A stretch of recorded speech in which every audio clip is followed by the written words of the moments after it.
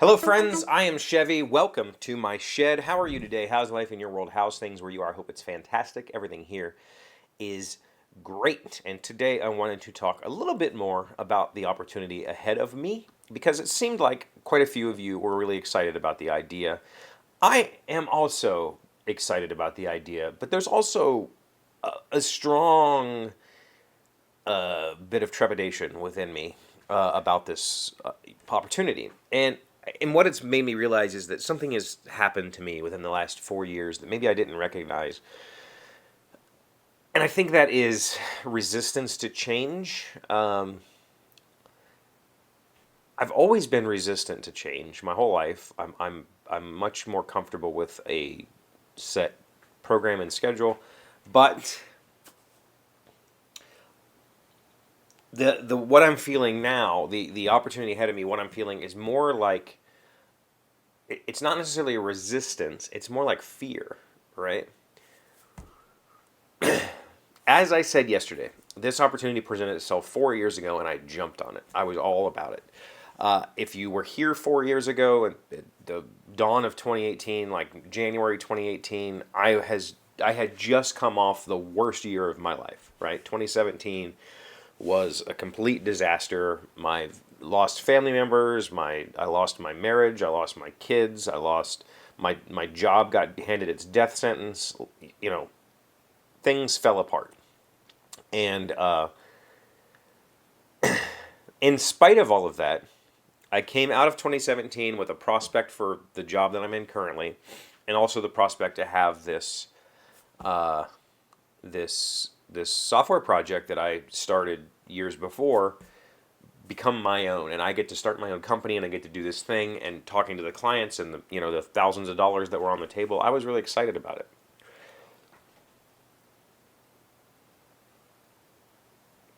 And 4 years ago I was 39. I don't think I was naive about the potential risks that are involved, but I was also not.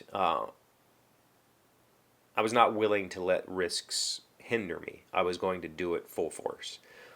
Took my job. I found out that I liked the people that I worked with, and I felt much more comfortable letting my current employer host and maintain this software one of our projects because that took all of the liability off of me. Fast forward now, 4 years later, I have become much more cautious with those sorts of things, I think. And I use the word fear, and I think it is fear. I think that there is a bit of, there's some concern, right? While this software is not necessarily, it doesn't really collect personal information. Users aren't required to enter their phone numbers or birth dates or anything really personal. All they really have in the system is their name, their email, and their phone number. And considering that they are all public employees, or not their phone number, I just said I don't collect phone numbers. I don't collect phone numbers. The only thing that's stored in the system is their name and their email. And considering they are public employees and that information is readily available on any website, their employer's website, that's not a big deal. So there's not a ton of personal information. It's not a huge deal if data gets lost. It's not going to end anybody's year if we have to redo a day's work because something failed. But that's at its current scale, right? That's with basically one entity using the software with 500 users, right? If I do scale this, and that's the thing. If I'm going to do this, I'm going to do this, right? If I'm going to start this new company and I'm going to host this software, I'm going to do this. I'm going to put myself into it. There is a huge backlog of stuff I would love to do this software. I would like to completely reconfigure the way that users are routed through the software. That's all kind of back-end hand-wavy stuff, but for my personal sanity, it will help clean up the flow of the software a lot. There are technical issues that I need to solve. There are user interface issues that I would love to implement.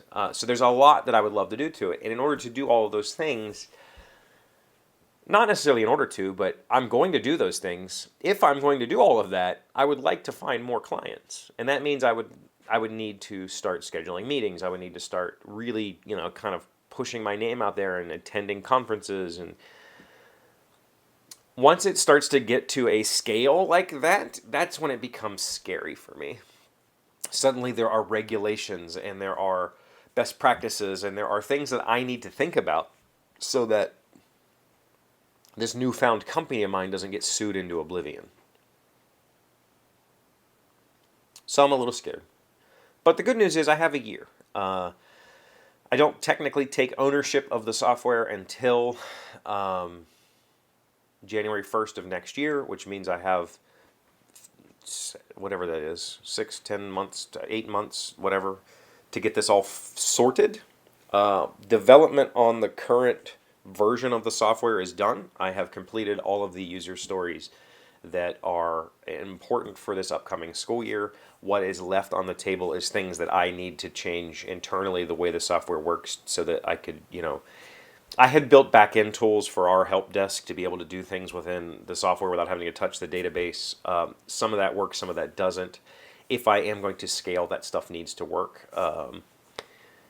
So the software is done, unless there is a change request from the client. They sometimes will say, I need the wording on this report changed or whatever, or can we add a pie chart here? That sort of stuff is pretty simple. So development is done, as far as I'm concerned, for my present employer. And anything that I do from this point forward is helping, my company.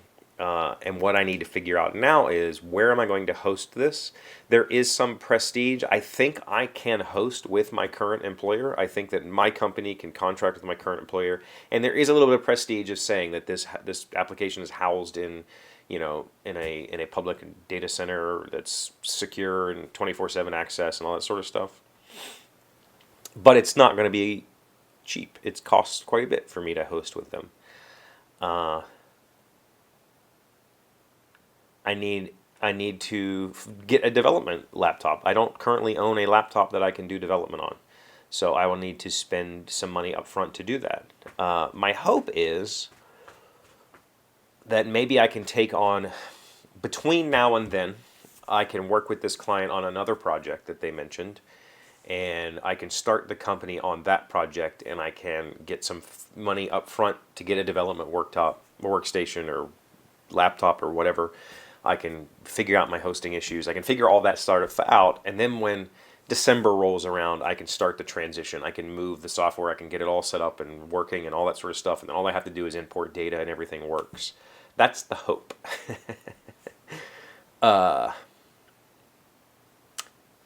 But right now, right this moment, the next focus for the next couple of weeks is studying for my PMP exam. I'm taking that on the 26th, I believe, so I've got 3 weeks to really cram. I've been doing that every single day, studying like crazy. So, here's my question to you. I guess it's a question. I'm looking for suggestions. I need a name for this company, and I've got nothing. It's a technology company. I don't really want it to have, West Virginia technology company, or what. I'm looking for something like the technology companies, Google or Twitter or Atlassian or whatever, like something cool sounding that seems to make some sort of technological sense. Doesn't necessarily have to. Let me know what you think. Give me some suggestions in the comments. Maybe I'll come up with a way to reward somebody who gives me my new company's name. Thank you for being here as always. Thank you for liking, commenting, subscribing, being amazing friends, wonderful people. I really appreciate you. And I'll see you again tomorrow. Today's word you should know to sound smart is locution. It is a noun meaning a person's manner and style of speaking. Neil prides himself on his precise locution, but some of the guys think he sounds rather prissy. Locution. L-O-Q-U-T-I-O-N. That's a great word. I definitely have read that word in classic literature, but don't hear it very often in contemporary work. Not very locucious.